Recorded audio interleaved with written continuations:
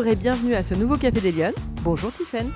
Bonjour Alexandra. Alors ce matin, j'ai le plaisir d'accueillir au micro de l'équipe du Café des Lyonnes, Tiffaine Deheninck. Vous êtes la cofondatrice de Metacar. C'est les petites voitures du futur qui vont se ranger un peu comme les caddies de course.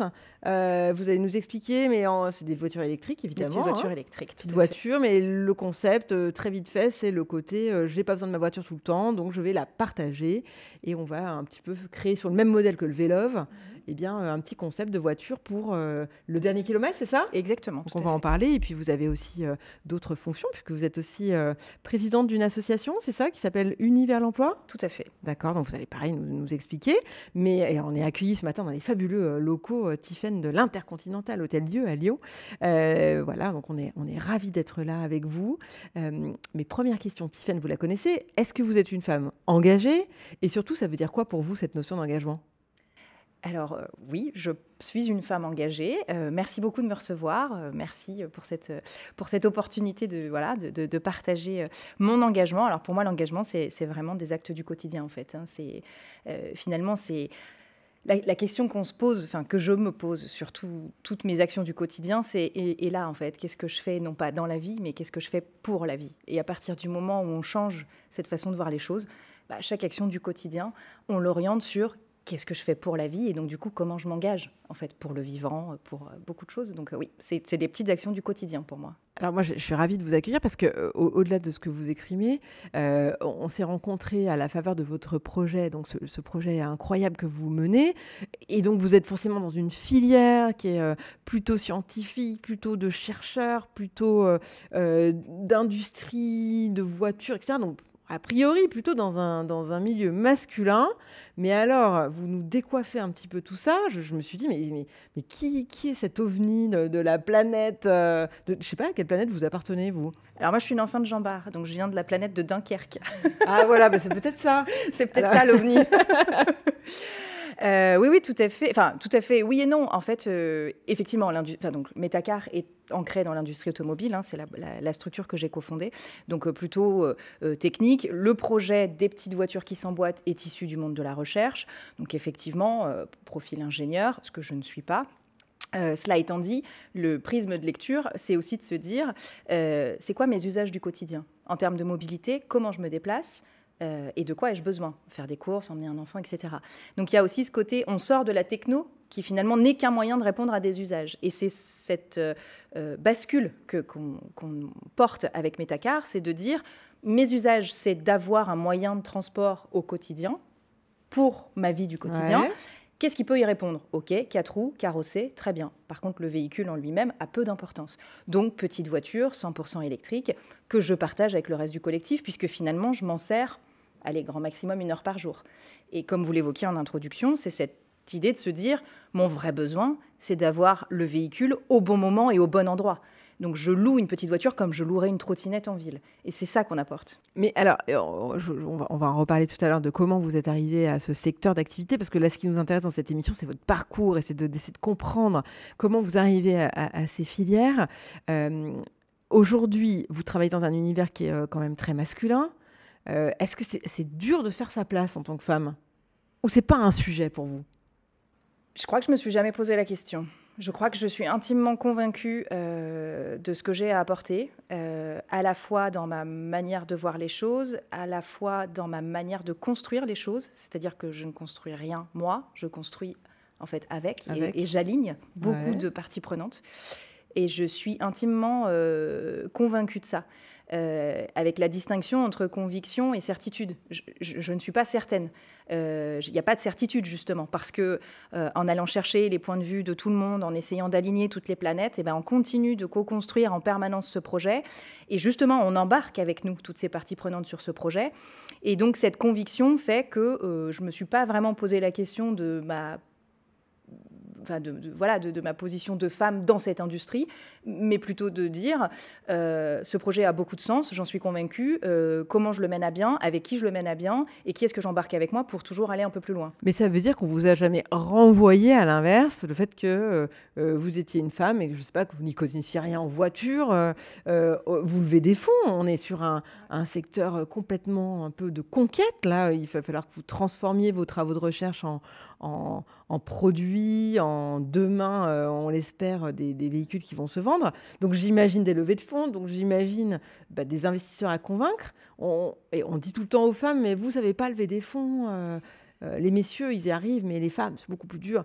On ne vous l'a jamais renvoyé à vous, ça Alors, pas directement. Je pense qu'en 2025, on ne peut pas nous dire « vous êtes une femme, j'ai pas trop confiance dans vos capacités dans l'industrie automobile ». C'est pas trop le débat. Par contre, je pense qu'il y a des clés d'analyse probablement très inconscientes et des mécanismes très inconscients qui doivent jouer là-dessus, évidemment.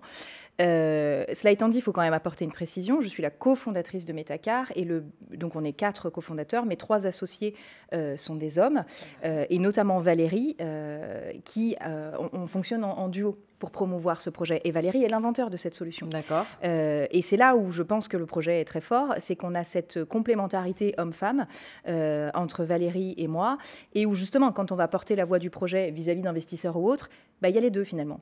Il y a cette logique partenariale plutôt d'aligner les planètes et de comprendre, d'aller plus loin tous ensemble que j'apporte. Et Valérie, son côté donc ingénieur centralien, qui a inventé la solution, qui a inventé le véhicule dans sa capacité de s'emboîter et qui du coup apporte cette caution technique. Il a cette vision systémique tout autant que moi, hein, mais je pense qu'on est vraiment lus tous les deux dans cette complémentarité. Alors, on va essayer un peu de comprendre votre parcours. Mais Tiffaine, première question, quand vous étiez petite fille, vous vouliez faire quoi plus grande ? Je ne sais pas. Ingénieur je ne savais pas. Ingénieur automobile. Non, pas du tout. Pas du tout. Pas du tout. Non, non. Vous aviez bien des rêves de petite fille. Ah oui, si je voulais être actrice de théâtre. Ah ben voilà, voyez. On en est loin quand même. J'ai jamais fait de théâtre. Remarquez. Est-ce que quelque part, c'est pas endosser ce rôle d'aller vendre des projets ? Je pense probablement, oui, tout à fait. Dans mon parcours, alors donc, la blague mise à part, dans mon parcours, moi j'ai commencé par le conseil. J'ai fait du conseil en innovation et donc j'accompagnais des entreprises à développer des innovations. Attendez, avant le conseil en innovation. Oui. Comment vous faites ? Parce qu'on est tous pareils. On va au lycée, puis après on fait « Ouh là là, qu'est-ce que je fais ?» Oui, alors je voulais travailler à l'international. Ah d'accord, ok, il y avait un marqueur. Voilà, il y avait un marqueur, c'était l'international, le multiculturel. Donc, je passe le bac et le bac en poche, je m'en vais aux États-Unis. Et donc, bac quoi ? Bac, peu importe S. Non, bac, vous étiez quand même scientifique à la base. Oh, non, moi je voulais faire un bac L, j'étais en bac S parce qu'on m'a dit c'est bien de faire un bac S. Ah ok, d'accord. Ouais. Non, vraiment, moi j'étais plutôt... Ah ouais, non, j'étais pas du tout contrariante, plutôt, voilà. En revanche, peut-être que parce que je me suis pas prononcée sur ce fameux bac L, à 18 ans, j'ai dit non mais en fait stop, je vais mettre un petit temps mort là, et puis moi je vais partir voir un peu comment ça se fait ailleurs. D'accord, donc vous partez aux États-Unis, vous allez faire quoi là-bas ? Je refais une année de terminale. Ah, je vais dans une famille d'accueil. Pour apprendre l'anglais. Voilà, exactement. Avec cette logique de me dire, il faut que je comprenne comment ça fonctionne ailleurs. Alors, j'avais mis des souhaits aussi vastes que l'Australie, les États-Unis et je sais tout, je crois. L'Afrique du Sud, je crois que j'avais mis. Donc, voilà. Vous vouliez partir. Ouais, je voulais partir, je voulais découvrir le monde. Voilà. Et donc, je l'ai fait 1 an, c'était super. J'ai appris l'anglais. Ouais. J'ai appris bien plus que l'anglais. Et oui. J'ai appris des modes de faire, des modes de consommer, des modes de réflexion différents. Et je suis revenue en France et j'ai fait une fac de droit en me disant je ferai de la diplomatie. D'accord. Et puis, de fil en aiguille, je fais des stages. Stage en ambassade, en fait, ça me plaît moyen. Ok, peut-être l'avocature. Alors, je fais des stages en cabinet d'avocat. En fait, non, pas non plus. Toujours pas. Voilà, donc je passe des concours quand même en me disant peut-être la diplomatie, on ne sait jamais. Si je pars à l'étranger, ce ne sera pas l'ambassade en France, mais peut-être... Bon, et puis en fait, je bifurque et je fais une 5e année d'école de commerce. Ah oui, ok, d'accord. Ah oui, donc ça s'est fait en marchant un petit peu. Vous avez testé des... Par contre, vous avez quand même ce côté scientifique. Je teste, je valide, je valide pas. Oui, exactement. Et je procède par élimination. Donc en fait, je valide pas. Ok, donc quelle est l'autre option ? Ça marche pas. Quelle est l'autre option ? Ça marche pas. Et tout mon parcours, en fait, s'est construit comme ça. Okay. Et je sors d'école de commerce et je suis donc en conseil en innovation sur des projets dits complexes. Complexes parce que 2 composantes, R&D. Donc, une idée qui germe, toute la R&D qui va derrière pour la concrétiser, mais on est bien loin du marché. Et deuxième sujet, complexe, multipartenaire à l'échelle européenne. Donc, parmi les projets que j'accompagne, il y a ce fameux projets de voitures. Donc là, vous êtes consultante, et là, je suis consultante, ouais. Ok. Donc ça consiste en quoi concrètement là? Eh ben là, concrètement... Ça veut dire que vous faites des voyages exploratoires, vous faites... Non, je prends l'exemple des petites voitures. Ça veut dire que Valérie, qui est mon associée actuelle, était à l'époque chercheur au CEA, ingénieur-chercheur au CEA, donc commissariat à l'énergie atomique et aux à Grenoble. énergie alternative à Grenoble, tout à fait. Il arrive avec cette idée de dire il faut faire des véhicules qui s'emboîtent pour mettre en place de l'autopartage dans le périurbain. Tout de suite, il a cette idée, lui. On parle d'il y a un peu plus d'une dizaine d'années. Il a cette idée. Ok. Et donc là, se pose la question de, très bien, donc pour faire des voitures qui s'emboîtent, qui est-ce qu'on met autour de la table? Des constructeurs auto, des développeurs économiques sur un territoire, des collectivités, des usagers. Et puis une fois qu'on a les bonnes parties prenantes autour de la table pour construire un projet, quels moyens matériels on y met et quels moyens financiers on y met. Et là, ma casquette, c'était ça. C'était OK, on a cette idée, réfléchissons aux bonnes parties à mettre autour de la table pour aboutir, réfléchissons à un fil rouge partagé par tout le monde, c'est-à-dire que tout le monde doit y retrouver sa part, donc un modèle économique d'exploitation derrière, un potentiel produit, service à exploiter, voilà, ou des centres de recherche, des avancées, des publications pour nourrir la collectivité, la communauté scientifique. Et une fois qu'on a fait ça, quel est le bon outil de financement? Et là, mon rôle, ça a été de rédiger cette copie avec tous les partenaires et de dire à l'Europe, parce qu'en l'occurrence, c'est la Commission européenne qui nous a suivis, regardez, ce projet est merveilleux, aidez-nous à financer la phase d'investissement pur qui est de la R&D pour qu'on aboutisse à des protos, une prémisse d'offre, prémisse de marché à exploiter. Tiffaine, c'est un travail de longue haleine et c'est d'ampleur. Comment vous vous lancez dans ce machin, je veux dire? C'est mon job. Moi, je suis consultante, ma boîte fait ça, on accompagne multiples projets. Donc, j'ai par ailleurs accompagné un projet, par exemple, qui s'appelait Sniffer, de détection, de reproduire en fait les molécules qu'ont les chiens renifleurs dans le nez, de reproduire ça avec une machine pour détecter les drogues au passage aux frontières. D'accord. Par exemple.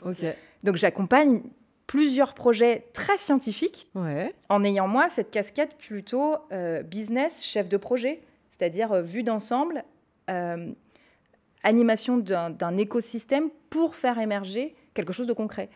Et la casquette, cette fois-ci, comment je retranscris ce projet pour qu'un financeur nous suive. Et les femmes parlent souvent du syndrome de l'imposteur. Vous l'avez jamais? Vous dites pas oh là là, je comprends rien, ou en fait, qu'est-ce que je fais là? On parle d'un truc, ils vont se rendre compte. Non, chacun a sa place. Moi, je ne fais pas ça toute seule. Je fais ça avec des chercheurs, des scientifiques. Je leur fais confiance. C'est pas leur précaré dans le sens négatif du terme. C'est leur cœur de compétence. Donc, en fait, à partir du moment où moi, j'ai bien bossé mon dossier, et ça c'est un préalable indispensable. J'ai bien bossé mon dossier. J'ai fait toute la veille pour bien comprendre les aspects techniques. Ça ne veut pas dire que je suis en capacité de faire avancer le projet d'un point de vue technique, mais que toutes les avancées possibles, je les comprends. Voire même, je questionne pour les anticiper. D'accord. Donc, le rôle du consultant, c'est toujours... Enfin, pour moi, le rôle du consultant, c'est je suis en anticipation et j'ai un regard critique constructif. Ce qui veut dire, je pose les bonnes questions au bon moment. Et celles qui grattent, surtout. C'est vraiment ça. Par contre, je reste à ma place. Je ne fais pas de la technique. Enfin, vraiment. Je pousse un peu, je titille un peu la technique, mais je ne la fais pas. Et aujourd'hui, c'est exactement le cas dans Métacar, par exemple. Et donc là, concrètement, vous étiez consultante. Qu'est-ce qui fait qu'à un moment donné, vous passez, vous basculez, donc vous accompagnez ce projet, en fait? Alors, effectivement. Et à un moment, il va se transformer et vous le suivez. Exactement. En fait, le projet est un projet de recherche et développement. C'est une quinzaine de partenaires. C'est un budget de 8 millions d'euros. On passe d'une idée à... effectivement, des prototypes, des brevets pour protéger la solution, un marché à exploiter, des parties prenantes impliquées. Et puis là, on arrive à cours de financement sur la R&D pure. Et on se pose la question, en fait. On a une pépite entre les mains, qu'est-ce qu'on en fait? Et donc là, on crée Métacar, la start-up. Et le noyau dur de fondateurs de cette start-up, qui est en fait une nouvelle étape dans ce projet, finalement, je vous le donne en le mille, c'est Valérie, c'est moi, c'est Xavier et Jérôme, qui sont deux des ingénieurs impliqués sur les développements vraiment hardware, véhicules. Donc, je passe de conseil sur un projet de R&D à directement partie prenante impliquée. Et finalement, j'endosse la même casquette aujourd'hui. Je continue de réfléchir à comment dessiner ce projet dans la société et dans les différentes sphères de financement, d'exploitation, de mobilité dans lesquelles vers lesquelles on tend, et de m'assurer que tout le monde est toujours aligné sur le produit à mettre sur le marché. Et on n'y est pas encore. C'est l'étape sur laquelle on travaille actuellement, parce que nous, la commercialisation, c'est 2027. Ah oui, d'accord. Et qu'est-ce qui est le plus compliqué de votre point de vue dans votre évolution personnelle, dans votre boulot? Vous vous posez des questions sur la suite, vous vous dites comment je fais telle ou telle étape? Alors oui, évidemment. Après, se poser trop de questions, je vais reprendre ce que je disais avant. Mon rôle, tel que moi je le conçois, c'est d'être en anticipation. Donc, c'est pas tant que donc je me pose des questions, mais pour imaginer les scénarios qui vont se réaliser, avec cet objectif que le scénario soit le plus proche de la trajectoire qu'on souhaite crédible, et qu'il soit crédible, et qu'il soit le plus proche de la trajectoire qu'on s'est donnée, en sachant que cette trajectoire, elle évolue tout le temps en fonction des aléas. Donc, moi, mon rôle, c'est il faut que je maintienne cette posture d'être en anticipation pour être dans l'action et ne pas subir. Ouais. Ça, c'est le premier point. Et être hyper agile. Et là, pour le coup, ça, c'est un travail du quotidien. Être hyper agile, parce que dans l'environnement dans lequel on vit, il y a énormément de sujets. On a parlé du financement, c'est très compliqué quand on est start-up industrielle en France. Je ne sais pas si cofondatrice femme, ça rajoute une couche. Probablement. En tout cas, je me suis pas. Non, mais en tout cas, vous l'avez pas ressenti, donc c'est pas forcément. Non, voilà, c'est pas forcément tout le temps. Mais en tout cas, on est dans un contexte et politique et économique tendu et fluctuant en permanence, et on va vers beaucoup plus de fluctuations. Donc l'idée, c'est d'être agile et d'être justement ce que je disais, en anticipation pour ne pas subir, mais être dans l'action. Vous trouvez qu'en France, les femmes, elles sont suffisamment présentes dans le débat public au sens des sujets de société? Là, vous nous parlez évidemment de transition de nos modes de déplacement, donc de grands sujets, des sujets qui impactent la vie des gens. Vous trouvez qu'elles sont présentes et qu'elles prennent la parole sur ces sujets, les femmes, aujourd'hui en France? Pas suffisamment, mais de plus en plus. Moi, je le vois dans ma pratique, le nombre d'associations qui se montent à l'échelle de certains territoires pour porter des voix de l'insécurité dans les transports publics, la nécessité d'avoir des solutions de dernier kilomètre dans le monde rural. Ne serait-ce que sur les sujets de transport public, il y a une association qui s'appelle Femmes en Mouvement, qui s'est créée sur ces sujets pour porter justement ces voix féminines. Donc, à mon sens, pas suffisamment. Par exemple, à mon échelle, je veux dire, dans mon quotidien, j'interagis avec 90% d'hommes et probablement 10% de femmes. Et malheureusement, les 10% de femmes ne sont pas sur les sujets techniques. C'est plutôt des sujets supports. Ouais. Donc pas suffisamment, mais ça va de plus en plus quand même. Mais alors, elles manquent de quoi, les femmes, pour réussir? C'est une bonne question. Qu'on leur donne un peu plus la parole déjà. Je pense qu'elles manquent d'occasion de porter typiquement cette interview. Ouais. On me donne l'opportunité de porter la voix. Ouais. Donc ça, je pense que des opportunités comme celle-ci, il n'y en a pas tant que ça. Probablement, ça a été... c'est un peu ce que vous évoquiez, ou en tout cas, c'est ce que j'ai entendu, cette notion de confiance en soi et de syndrome de l'imposteur, en fait, de dire mais pourquoi est-ce que moi j'en parlerais, en fait là, typiquement dans mon cas aujourd'hui, pourquoi est-ce que moi j'en parle? Peut-être que Valérie serait bien plus à même d'en parler. Voilà. En tout cas, les femmes se posent cette question, les hommes non. Voilà, probablement. Donc il y a de ça, beaucoup de ça, ouais, je pense. C'est conciliable aujourd'hui de faire parce que vous êtes quand même sur un poste à responsabilité, avec des enjeux, avec, j'imagine, quelques coups de stress quand même, parce que vous êtes il faut aller décrocher des gros budgets. Enfin, je n'ai pas de notion, mais j'imagine bien en vous écoutant qu'on ne parle pas de petits budgets à 10 ou 20 000 euros. C'est conciliable avec une vie de famille, une vie à côté. Est-ce qu'on peut tout avoir aujourd'hui ? On peut tout avoir. Enfin non, on ne pourra jamais tout avoir dans tous les cas. C'est une question d'arbitrage et de priorisation. Est-ce que c'est un frein pour vous dans votre vie ? Non. Alors, il y a un préalable, c'est une organisation béton. Donc, je suis extrêmement organisée. Je maîtrise tous mes temps de trajet. Mon agenda, il est vraiment saucissonné. Voilà. Deuxième préalable, c'est que j'ai extrêmement de soutien à la maison. Donc, pour le coup, je suis maman de 2 enfants. D'accord. Mon mari est lui aussi entrepreneur. Donc, lui aussi avec ses contraintes. Et on y arrive très bien. Donc, je veux dire, on a une relation très proche avec nos enfants qui plus est... plus en bas âge, mais bon, qui ont 4 et 6 ans, donc qui ont besoin de beaucoup de présence. Oui. Donc tout ça, on y arrive. Voilà. Après, c'est une question d'organisation, c'est une question d'acceptation aussi. Moi, je suis OK, je travaille plutôt du soir, je suis OK pour travailler jusqu'à 1h du matin, si ça me permet d'avoir le 18-21h avec mes enfants et mon mari. Voilà. Et après, je rallume jusqu'à 1h du matin et ça ne me pose pas de problème, parce que je l'accepte dans mon quotidien. Donc non, ça nécessite quand même d'être... ultra organisée, d'accepter certains compromis parce qu'on ne peut pas tout avoir. Les soirs où je dîne en famille et que je travaille derrière, je ne vais pas au cinéma. Ou, voilà. Ouais, c'est ça. Mais ce n'est pas grave parce qu'en fait, je m'y retrouve. En fait. C'est ce qui, moi, c'est la notion d'engagement du début de cette conversation. En fait, c'est ce qui, moi, me nourrit. Donc, j'ai cette sensation d'être au bon endroit. Je suis très bien dans mes baskets comme ça. Donc, moi, ça me convient. Voilà. Et d'ailleurs, on a commencé à en parler, mais vous êtes aussi engagée dans une association. On en parlait tout à l'heure. Ça sert à quoi de s'engager comme ça? Parce que ça rapporte quoi? Du bien-être.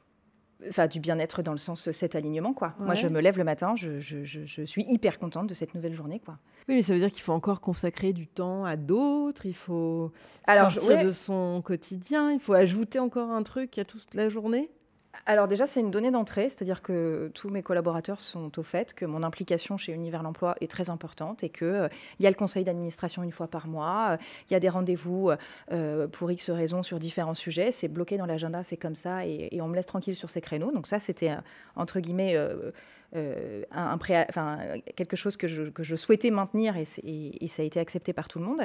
Je ne me poserai pas la question de savoir ce que ça me coûte, mais plutôt ce que ça m'apporte. Moi, mon prisme initial, c'est l'innovation. C'est vraiment ça. Ma clé de lecture, c'est l'innovation. Quand j'étais consultante, je faisais de l'innovation R&D, techno.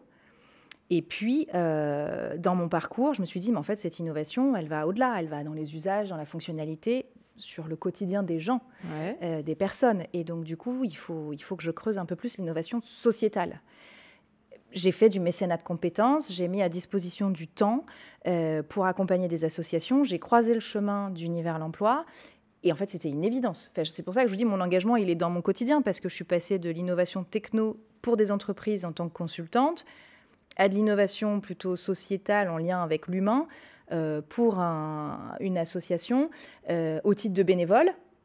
Et puis, cette activité-là, elle est devenue partie prenante de mon quotidien. Et je dirais, je ne fais même pas la distinction bénévole-entreprise. Enfin, c'est, voilà. Et puis, suite à ça, ce projet de petite voiture, j'en suis convaincue, c'est l'avenir de la mobilité. Bon, en fait, je vais quitter le salariat, puis je vais me mettre à 100% sur ce projet. Je vais devenir entrepreneur, parce que si je ne le fais pas, qui le fera? Ou comment aller sur l'étape d'après? Donc, ça se transforme en entrepreneuriat, puis ça devient à nouveau mon quotidien. Et puis voilà, les sujets de transition, de mode de consommation de la mobilité sont extrêmement liés à la transition énergétique, à la transition environnementale. Donc du coup, assez naturellement, je m'engage énormément sur ces sujets-là. J'ai rejoint la Convention des entreprises pour le climat. Donc en fait, tout nourrit, chaque engagement nourrit un autre engagement et qui fait un cercle un peu vertueux dans ce que vous nous dites. Exactement. Et c'est là où je vous dis, c'est pas ce que ça me coûte dans mon organisation, dans mon quotidien, c'est plutôt ce que ça m'apporte. C'est mon fil rouge conducteur. Et je suis bien là où je suis, quoi. Vraiment. Enfin, moi, c'est plutôt ce prisme-là. Je suis là où je dois être. Donc, plus on donne, plus finalement aussi, on va peut-être recevoir des choses je reçois des choses incroyables. Auxquelles on ne s'attendait pas. Ah, complètement. Oui, complètement. Et Tiffaine, quel conseil vous donneriez aux femmes qui nous écoutent et qui aspirent peut-être à aller sur des projets dans l'industrie, mais en se disant, oulala, ça va peut-être être compliqué encore, il n'y a pas beaucoup de femmes, il y a peut-être une raison à ça s'il n'y a pas beaucoup de femmes. Alors, je n'ai pas de conseils à donner. Ouais. C'est plutôt... votre retour d'expérience. Moi, dans mon retour d'expérience, maîtriser ces dossiers, en fait. Mais ce serait le même retour d'expérience pour un homme que pour une femme, en fait. C'est de dire... montre par A plus B que tu es là pour une raison qui, une, te tient à cœur, et deux, sur un sujet que soit tu maîtrises, soit que tu as envie de maîtriser. Et donc, du coup, tu as cette énergie pour. Et en fait, ça, pour moi, dans mon parcours, c'est la clé. Clairement, c'est la clé. Le savoir-être et l'envie, l'énergie qu'on dégage priment, à mon sens, par rapport aux compétences. Les compétences s'acquièrent. Par contre, le savoir-être, cette notion de j'ai de l'énergie et j'ai envie de me dédier sur ce projet parce qu'il me tient à cœur, on en revient aux leviers de motivation qui sont très fortement liés à l'engagement. C'est plutôt ça, le driver. Oui, le point de départ. Ouais. Donc, pour moi, c'est ça. C'est nourrir ces leviers de motivation intrinsèques qui vont forcément rejaillir dans l'entreprise ou dans le secteur ciblé. Que ça se traduise dans l'industrie ou exactement. ailleurs. Exactement. Oui, finalement, c'est le véhicule qui va faire. Pour le coup, vous êtes dedans. Tout à fait. Vous êtes hyper alignée, Tiffany. C'est incroyable.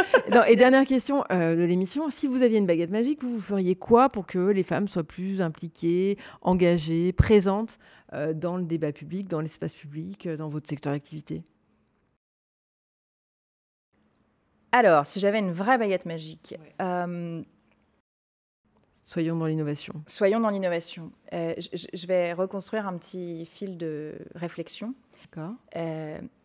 L'engagement vient de la quête de sens. On l'a vu avec le Covid. Les personnes qui, à un instant T, se sont arrêtées net, ont commencé à se questionner sur le sens et du coup ont rebattu les cartes de leur vie pour être alignées. Donc pour moi, l'engagement vient du sens. Et ces questionnements sur le sens et ce stop aujourd'hui dans la vie effrénée dans laquelle on mène, on ne peut l'avoir qu'à partir du moment où on fait une pause. Donc si j'avais une baguette magique, je mettrais en place toutes les solutions possibles pour promouvoir la slow life. Mais la slow life, pas dans le sens je fais des mandalas, pas du tout. Dans le sens, en fait, je fais une pause pour me poser... des espaces de respiration ? Voilà, promouvoir les espaces de respiration pour justement me re-questionner sur le sens. Et a fortiori, quand on va se poser ces questions, assez naturellement, ça va engendrer du sens, de l'engagement, de l'implication, tout ce qu'on a évoqué. Et donc, de manière très pragmatique, ça veut dire peut-être favoriser la semaine de 4 jours en disant, mais attention, le 5e jour, c'est pas pour aller consommer au centre commercial. Le 5e jour, c'est pour aller se balader dans la nature. Parce que la reconnexion au vivant, justement, ça apporte ces questionnements sur... ce que je vous ai dit en introduction, qu'est-ce que je fais pour la vie ? Ou le mécénat de compétences. J'en ai parlé, moi j'ai eu ça dans une des boîtes qui s'appelle Algoé, pour qui j'ai pratiqué, enfin chez qui j'étais consultante. Le mécénat de compétences et pouvoir donner du temps à des associations et donc des compétences à des associations sur la base de son temps de travail plus son temps de congé, parce que c'était ça le mix, c'était extrêmement riche. Enfin, donc... de manière très pragmatique, ça pourrait être la semaine de 4 jours, parce que le 5e jour, c'est une marche en forêt, ou peu importe. En tout cas, ce qui marche pour chacun. Ça pourrait être mettre en place du mécénat de compétences, mettre en place des temps collectifs en entreprise pour aller aider une association à un instant T, faire une journée de bénévolat à la Croix-Rouge, j'en sais rien. En fait, chacun ses sujets. Donc du temps pour ouvrir un peu ses chakras. Ouais, exactement. Ouais, c'est ça. Non, mais c'est exactement ça. Prendre un peu de réflexion et ne pas se laisser enfermer dans son quotidien, finalement. C'est un peu ça. Exactement, exactement. Parce que du coup, on en oublie les vrais fondamentaux, les valeurs profondes qui font que derrière, on va susciter de l'engagement. Et quand on suscite de l'engagement, on suscite une envie de plaider sa cause, en fait. Et donc, de prendre de la place dans le débat public sur ces sujets qui nous tiennent à cœur. Tiffany, je vous remercie en tous les cas de nous avoir donné, on a pris de notre temps ce matin pour vous écouter. Ça va peut-être donner envie aux Lyonnes qui nous regardent de s'inspirer et de créer de nouveaux projets. En tout cas, c'est tout ce qu'on leur souhaite. Voilà, je vous remercie beaucoup d'avoir suivi cette émission. En tous les cas, moi, je vous retrouve la semaine prochaine pour un prochain Café des Lyonnes. Bonne semaine à tous. Merci Alexandra.